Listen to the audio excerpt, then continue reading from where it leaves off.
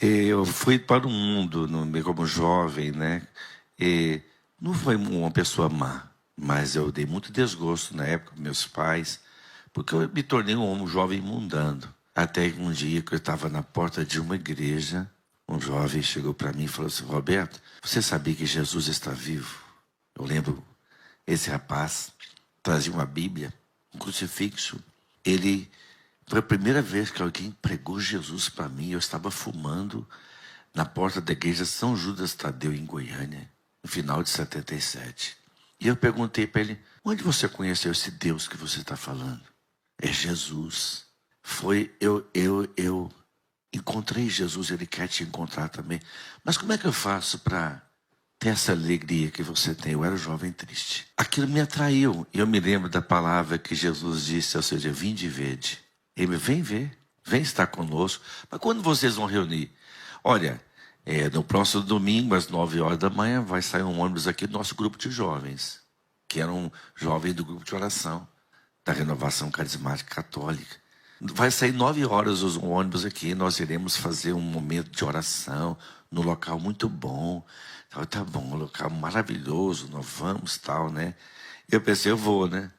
Quando entrei no ônibus, eu fiquei sabendo que a gente estava indo para a colônia Santa Marta. A colônia Santa Marta era uma colônia de leprosos, em Goiânia, tem quase 50 anos isso, que era num município vizinho de Goiânia. Eu pensei, que programa de índio, domingo, indo para uma colônia de leprosos com jovem. E naquela época, isso tem quase 50 anos, a colônia Santa Marta tinha um preventório, um hospital, e em volta se fez um vilarejo com as pessoas que foram cuidadas e abandonadas, porque naquela época a hanseníase, a lepra, ela causava horror. E aqueles jovens iam tocando violão e cantando, e eu atrás, né? Mais perdido do que cachorro que cai de mudança, né? Eu estava mais sem graça do que cachorro que embarca em canoa. E eu estava ali naquele sem graça. E eu lembro que eles iam tocando violão, falando de Jesus. Aquilo para mim era novo. Eu falava de Jesus. Eu falava um homem lá de cima. De repente, um dos internos da colônia de Santa Marta disse assim: vocês conhecem o João Batista? Eu também tinha um João Batista na minha vida. É o homem mais alegre de toda a colônia. Ele está lá no preventório. O preventório era, naquela época, um lugar simples. Era coberto, mas não tinha forro. Era um corredor comprido, quarto de ambos os lados, não tinha forro, só tinha cobertura. O quarto de João Batista era o último.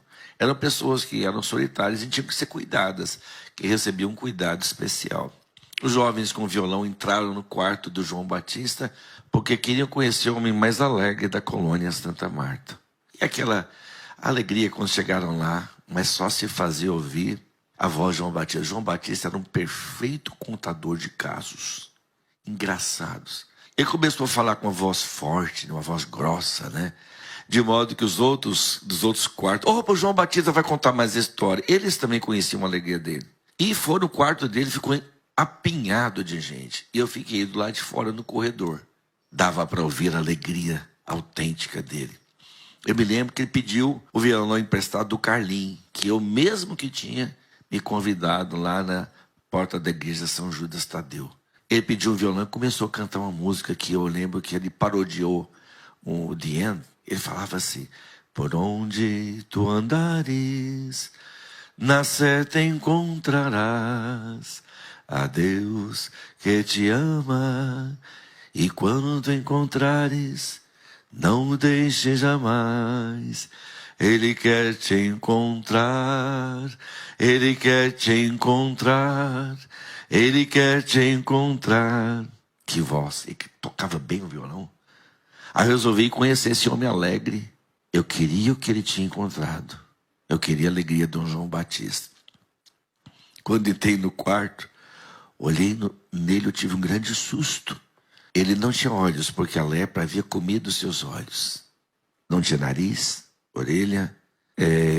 Dava para ver grande parte da arcada dentária de dentes carcomidos pela lepra. A perna esquerda tinha sido amputada devido à progressão da lepra. Mas o que mais me impressionou, irmã, que ele tocou o violão com o toquinho dos dedos. Ele não tinha dedos inteiros na mão. E eu virei para ele e disse: cara, você é muito alegre.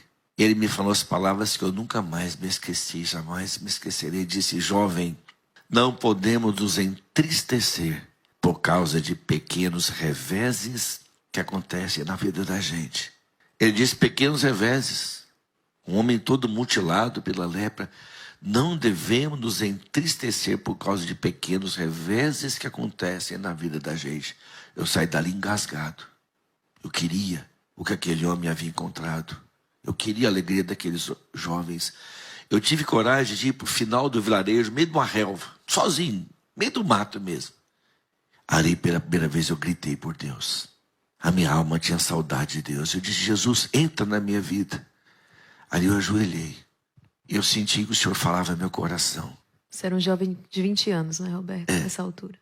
E Jesus disse: há quanto tempo eu te procurava? Hoje eu olhei nos teus olhos através daqueles olhos sem pupila. Era eu sorrindo através daquela boca sem dentes. E aquela mão é a minha mão te chamando, aquela mão sem dedos. E dentro daquele... Eu nunca esqueci daquela palavra que Jesus disse: se doente fostes me... Eu encontrei Jesus num homem sem aparência, mas que tinha Deus. E dentro daquele quartinho daquele homem mutilado pela lepra, morreu o homem velho. Eu encontrei a alegria do João Batista, que é Jesus.